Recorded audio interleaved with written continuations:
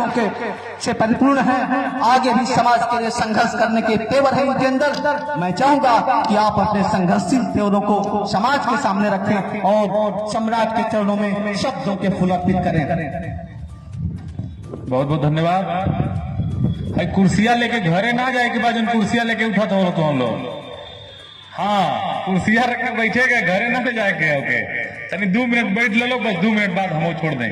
बोली ना, अब तो हम लोग बतावा है से हाई बोली ना, पता नहीं खड़ा होकर बताओ तो नहीं करता कुल जानी खड़ा हो जाता तो हम लोग ना है मातृशक्ति हमारी जो आई है, मैं इनको बताना चाहता हूँ। देखा भाई बड़ी मेहनत के लिए रही, बड़ा निवेदन के लिए रही, तब लोग आयल हलो आ बहुत मन से सुनल हलो, ते लिए तो हम लोग के खड़ा लिए करेली है कि अबे डॉक्टर साहब जो वैज्ञानिक हैं उन्होंने एक बात कही है, तो हम लोग ध्यान में सुन लो ना।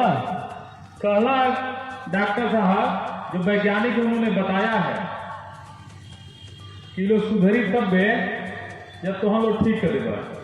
तनी दोनों हाथ ऊपर उठा लो, ऐसे बैठा लो मत भाई, खड़ा हो जाओ तनी सम्मान में पे एक बार सम्मान में इनके कोई जाने जाती ना खड़ा हो जा। देखा ये समन्वा तो लोग पूछे तो हाथ पत्नी कहाँ है, देखा देते हैं समन्वा आ जाओ तो इधर आवा। देखा गलती ही कैले कि सबसे बाद में लिए सबसे आगे बैठ गए हैं, ठीक ना है आवा। एक बार होनी तनी मुंह घुमा सकते हाथ जोड़ा, देखा ये बात पत्नी है, ठीक ना। अब बैठ जाए एक बार बोले भारत माता की, भारत माता की, भारत माता की। अब तो हम बैठ जाए। डॉक्टर साहब ये इसलिए था ताकि जो आपकी बात जो कही गई है तो ये लोग इस जो जय घोष था भारत माता का, इसलिए इन्होंने कहा है कि आपकी हर कही गई बात को हम सभी अपने घरों में पालन करेंगे, करेंगे ना, करेंगे।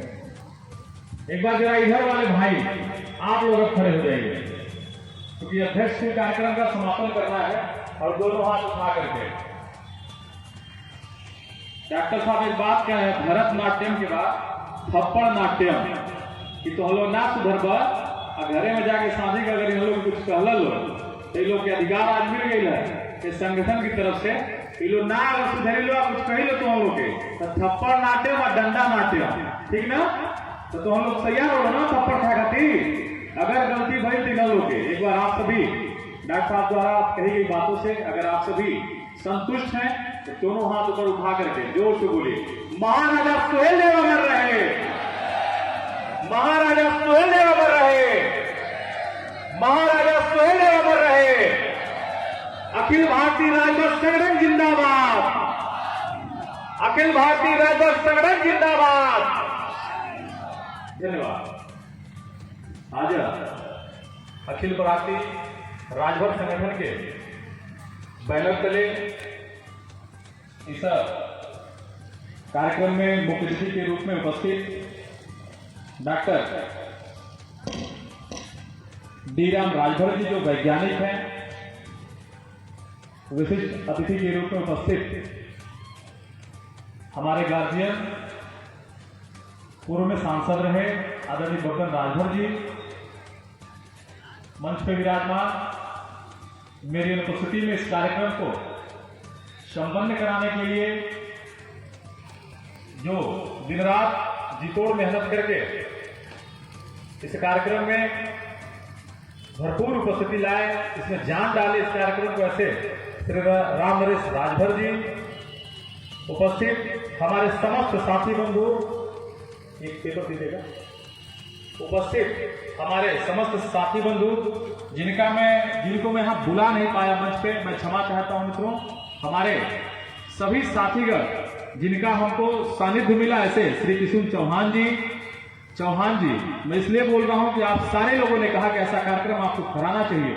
ऐसे रामायण मौर्य जी, रजनीकांत मौर्य जी, संत कुमार जी, संतोष राजभर जी, लाल बहादुर राजभर जी, राम प्यारे राजभर जी, संजय राजभर जी, अभिमन्यु राजभर जी, राजा राम राजभर जी प्रधान जी, गोविंद राजभर जी, नागेंद्र राजभर जी, हरिकेश राजभर जी, रामोद राजभर जी, शब्दन राजभर जी, भोजपुरी, विनोद राजभर जी, रजमलपुर, सुरेश राजभर जी, प्यारेपुर, सुरेश राजभर मास्टर भोजपुरी, ऐसे हमारे जितने भी साथी थे हमारे साथ नहीं खड़ा होता तो शायद आज ये कार्यक्रम जितनी देर से चल रहा है इसमें संख्या तो अनगिनत है, लेकिन ये सबसे बड़ा इतने बड़े टेम्परेचर में आप सभी ने अपना काम धाम छोड़ करके जो इस संगठन को अपना समय दिया है, इसके लिए मैं आप सभी का हार्दिक अभिनंदन स्वागत करता हूँ।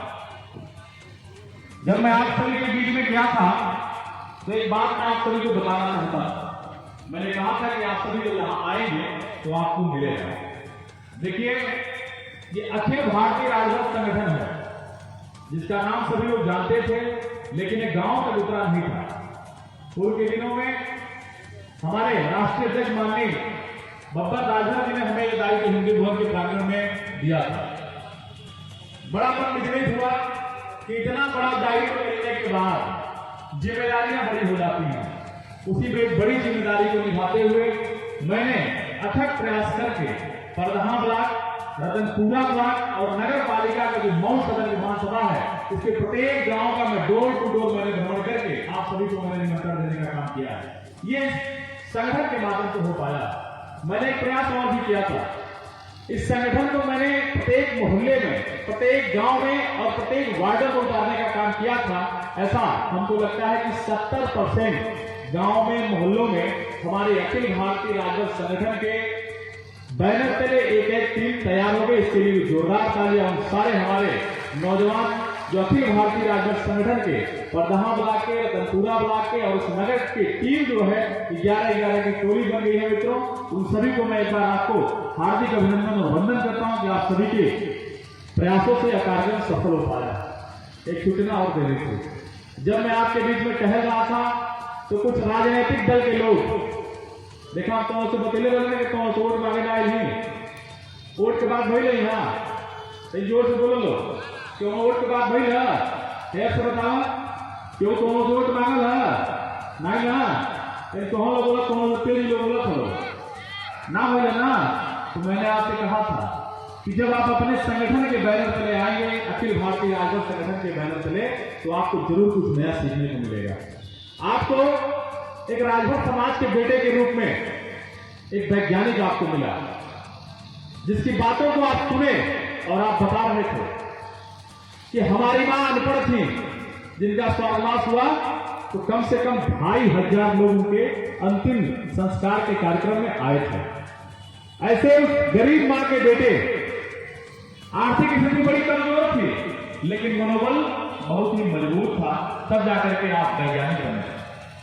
आप अभी बता रहे थे कि हमारी जो समाज की महिलाएं हैं उनको हम सभी सिर्फ गोबर उठाने और खेत में काम करने और जो बचा समय है वो घरों में खाना बनाने में लगाते हैं। लेकिन ये संदेश आप सभी लेके जाइएगा यहाँ से। आप सभी की जिम्मेदारी है कि जो बैठे हमारे मातृशक्तियां हैं, जरा इनका सम्मान हम सभी बढ़ाने का काम करेंगे। एक महाराजा सुहेलदेव 1000 साल पहले पैदा हुए थे। भविष्य में 1000 से भी अधिक महाराजा सुहेलदेव पैदा करने का काम ये हमारी माता शक्तियां करेंगी, अगर आप सभी सम्मान का काम करने का काम करेंगे। तो यहां से जो आज महाराजा सुहेलदेव जयंती समारोह का जो कार्यक्रम था, यहां से आप सभी, विशेष करके हमारे नौजवान, हमारे बुजुर्ग, आप सभी से मैं कहना चाहता हूं कि आप अभी सच्ची श्रद्धांजलि महाराजा सुहेलदेव को देना चाहते हैं। उनकी आत्मा कहीं ऊपर बैठी होगी, देख रही होगी कि हमारे जो वंशज से आज एकत्रीकरण हुए हैं और इतना बड़ा होर्डिंग बैनर पोस्टर लगा, इतना कार्यक्रम करके तपती धूप में सब लोग इकट्ठा होकर हमको नमन करने आए, हमको श्रद्धांजलि अर्पित करने आए हैं। तो मुझे लगता है कि अगर हमारे डॉक्टर साहब द्वारा कही गई बातें अगर आप सभी लेके जाएंगे तो ये महाराजा सुहेलदेव के चरणों में सच्ची श्रद्धांजलि होगी मित्रों। तो लेके जाएंगे ना आप लोग? ना लेके जी बोलो, सुने हैं आप? नहीं सुने हैं? लेके जाएंगे? और जो से सुने नहीं हैं, लेके जाएंगे ना? इनको कोई प्रहार नहीं करेगा? हाँ, देखा दादा बोला कि हम जरूर लेके जाएंगे। छोटा सा जीवन परिचय महाराजा सुहेलदेव के मैं भी प्रकाश डालना चाहूंगा, क्योंकि समय बहुत ज्यादा हो गया, आप सभी देर से बैठे हैं। मात्र 5 मिनट में अपनी बात में समाप्त करूंगा। लखनऊ के पास स्थित श्रावस्ती, जहां के राजा बिहारी मल राजभर के घर में पैदा हुए महाराजा सुहेलदेव राजभर, जिनका जन्म आज से 1000 साल पहले 1009 ईस्वी में बसंत पंचमी के दिन हुआ था, जिनकी माता जय लक्ष्मी देवी राजभर। सबको संज्ञान में आ गया ना? पूछत रहा लोग कि बाबूजी के क्या नाम है, क्या नाम है तुम बताओ तहनिया? बिहारी मल राजभर। क्या नाम है? जोर से, बिहारी मल। अब भाई ना समझ में आओ तो ही बतावा। जब ना बताई बोलो तो जो कहा तुमको कि फलाने रहना कि धमाके रहना तो कैसे खत्म हुई? जब बिहारी मल राजभर और माता जय लक्ष्मी देवी राजभर के घर में पैदा हुआ यह बालक सुहेलदेव, क्या होगा?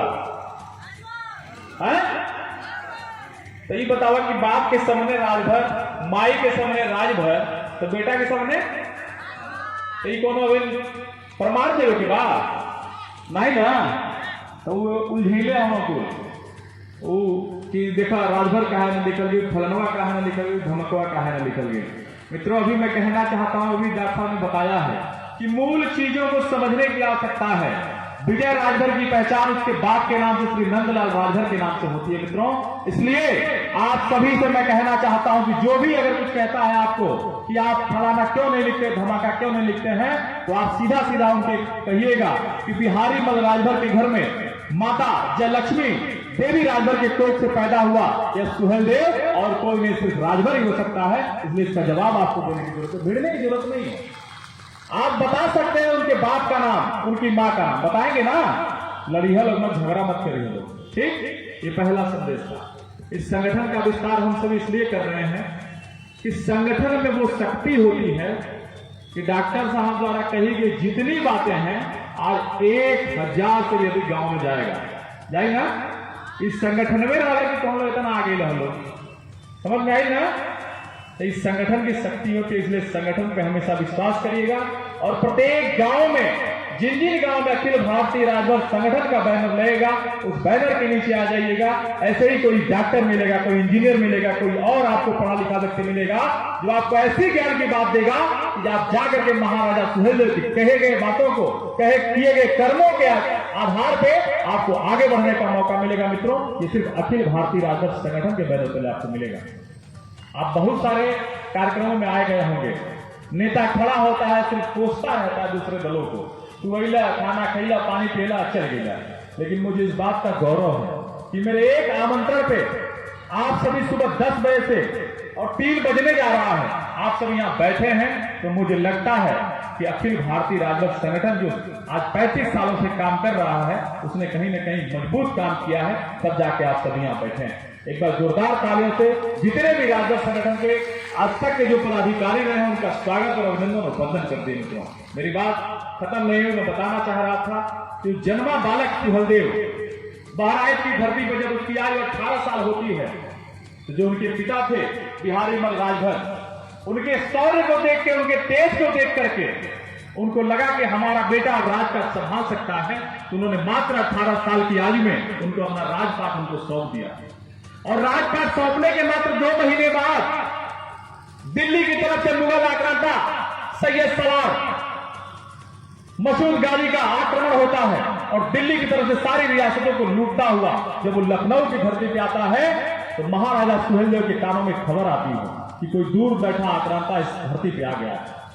महाराजा सुहेलदेव देर न करते हुए उन सारे अगल बगल के जितने रियासतें थी, जितने राजा थे, वहां सारे लोग इकट्ठा करते हैं और ऐसे ही पंचायत बैठाते हैं। और पंचायत में बैठ करके जब पंचायत को उन्होंने बुलाया था उस समय कुल 22 राजा वहां इकट्ठा हुए थे और उन 22 राजाओं में सबसे छोटी आयु जिनकी थी वो महाराजा सुहेलदेव मात्र 18 साल की आयु की थी।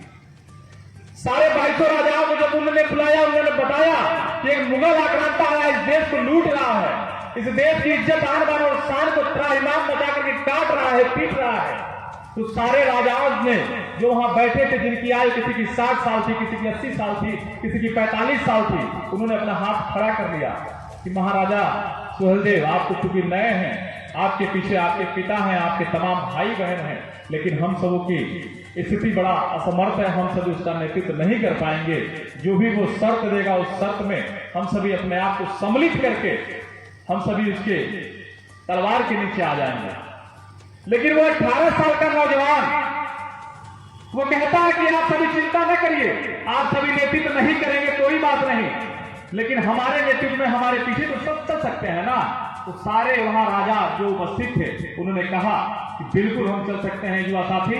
मैं फिर एक बार कहना चाहता हूं कि एक नारा था कि जिस ओर जवानी चलती है उस ओर जमाना चलता है। मित्रों, उस 1000 साल पहले कही गई बात आज भी प्रमाणित करती है कि जो एक 18 साल का नौजवान जिन्होंने नेतृत्व किया, और नेतृत्व ऐसा कि कहा जाता है कि 1.5 लाख जो सैनिक मुगल शासक लेके आया था सैयद सलाम मसूद गाजी, उनको भुजिया की तरह काटने का काम महाराजा सुहेलदेव ने किया था। और इस प्रकार का पूर्ण युद्ध हुआ था कि 200 साल तक किसी भी मुगल आक्रांता में शक्ति नहीं हुई ताकि वो इस धरती पर झांक सके। मित्रों, ऐसे मां भारती के वीर सपूत महाराजा सुहेलदेव राजभर जी के जन्मोत्सव के कार्यक्रम में हम सभी एकत्रित हुए हैं। और ऐसे कोट जो राजभर माताएं जो यहां बैठी हैं, ऐसी पवित्र कोट से पैदा हुआ हमारा राजभर समाज का वो 18 साल का नौजवान जिसने सैयद सलाम मसूद की 5 लाख सेनाओं को काट के भुजिया बना दिया। 200 साल जरा सोचिए, 200 साल में 3 पीढ़ियां गल जाएंगी, 3 पीढ़ियां फिर मुगलों की तरफ लौट के नहीं आएंगी। लेकिन दुर्भाग्य रहा कि जब हम इस धरती को छोड़ करके महाराजा सुहेलदेव जब परलोक को सिधार गए, तो अभी आपने बताया था कि जिस समाज से संस्कार खत्म हो जाता है वो समाज स्वयं खत्म हो जाता है।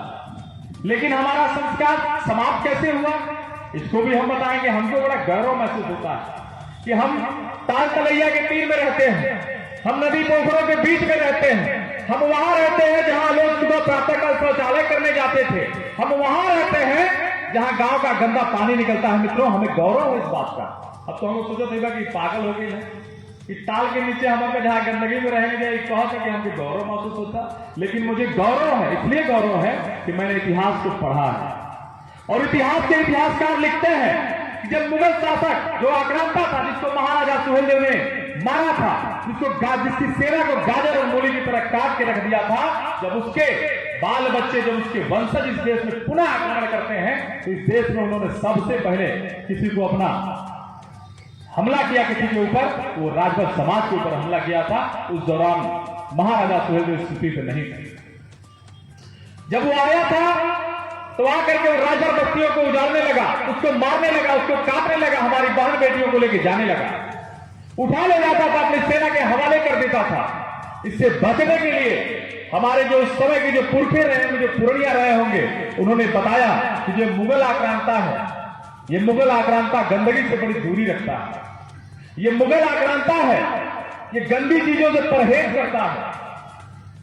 इसलिए इसकी एक वही विकल्प है कि ताकि हम गंदगी में चल जाएं या फिर इसके धर्म को हम लोग सम्मिलित कर ले, हम अपनी मां बहन बेटियों को उसके हवाले कर देंगे। मेरे राजभर समाज के नौजवानों, बुजुर्गों, हमारी माताएं बहनें, मुझे गौरव होता है उस समय जिन्होंने निर्णय लिया था कि हम इसके तलवार के नीचे नहीं आएंगे, हम अपनी मां बहन बेटियों को उनके घरों में उनके सैनिकों के हवाले नहीं करेंगे, लेकिन हम गंदी जगहों पर रह लेंगे, तब जाकर के आपको मिलेगा। मैं आपको बता देना चाहता हूं कि इस पूरे हिंदुस्तान में आप कहीं भी राज्य में चले जाइएगा, मैं बिहार गया हूं, मैं महाराष्ट्र गया हूं, मैं उत्तर प्रदेश का लगभग पूरा जिला मैंने भ्रमण किया है, और कहीं भी ऐसी राजभर बस्ती नहीं मिलती है उसके सामने कहीं पार्क बना हो, कहीं भी ऐसी राजभर बस्ती नहीं मिलती है जहां वो कहीं अच्छी जगहों पर रहती है। वो वही रहती है जहां जाने के लिए रास्ता नहीं होगा, वो वही रहती है जहां गढ़ही होगा, वो वही रहेगी जहां ताल होगा, जहां तलैया होगा, जहां नहर होगा। तो हम इसलिए आ गए ताकि हमारी मां बहन बेटियां सुरक्षित रहे। वो मुगल शासक था, उसको जाने के लिए रास्ता न रहे, इसलिए हम जाकर के भीटे पे टिक गए थे।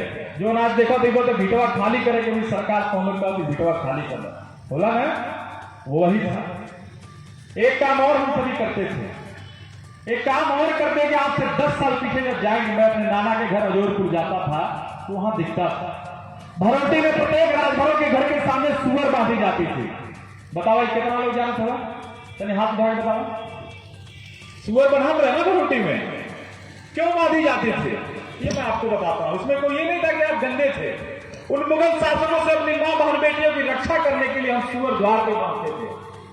हमारे घर में कोई आज आयोजन होता था, कोई बाल बच्चा पैदा होता था किसी माँ की कोख से, तो वो आता था, बड़ा तहस नहस करता था, उन बस्तियों को भी दूर से आग की लुकार फेंक देता था, दिन में जल जाते थे लोग, हत्याएं करता था। उन सारी चीजों से बचने के लिए हमने अपने द्वार पे, अपने गांव में सुअर को बांधना शुरू किया। और सुअर को इस्लाम में नापाक कहा गया है। नापाक जब वो बांध दिया जाता था तो मुगल आक्रांता उससे डर के भाग जाता था मित्रों, इसलिए सुअर बांधी जाती है। यही नहीं, जब मैंने इतिहास में और आगे पढ़ा तो उसमें एक चीज और मिली कि बस्तियां थी, राजपूत समाज के लोग उसमें अपना जीवन यापन करते थे, गंदी जगहों पर रहते थे।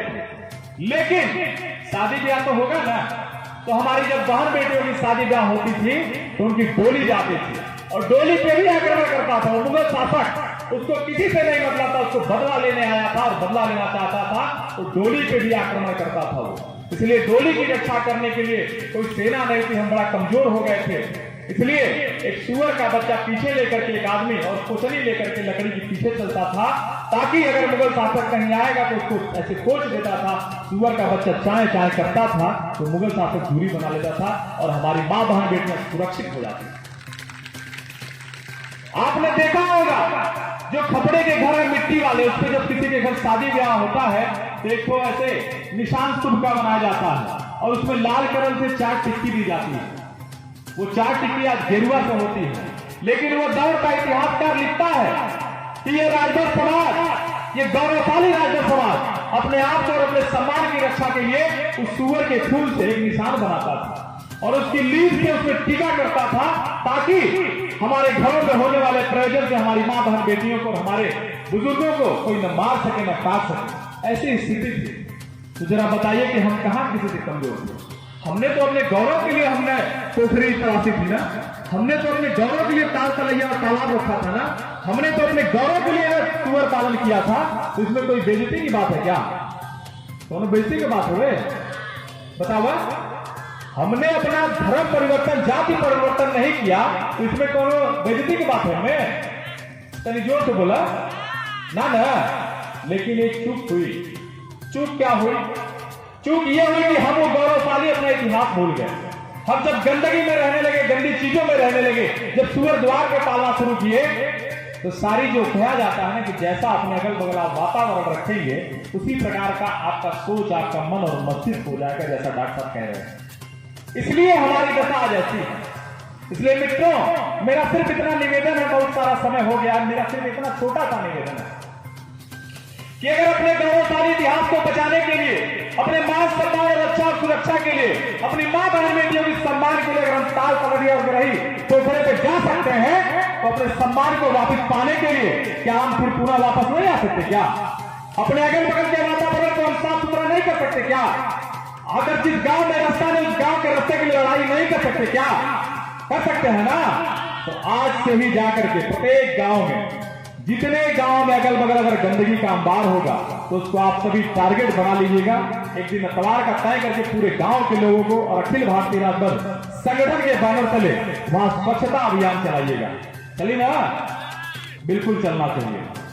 दूसरा कार्यक्रम यहां से संदेश लेके जाइएगा, अगर आपके गांव में रास्ता नहीं होगा तो एक एक गांव का जो अखिल भारतीय राजपथ संगठन का जो पैड होगा, जो बैनर होगा, नहीं होगा तो फोटोकॉपी करा लीजिएगा और उस गांव का एक चिन्हित करके अपने ब्लॉक के वीडियो को दे दीजिएगा और उससे कहिएगा ये रख लीजिए, अब अखिल भारतीय राजपथ संगठन के नेतृत्व में राजपथ समाज जाग चुका है और रास्ता हमारा बनना चाहिए, ऐसा कह के आइएगा। कहेंगे ना?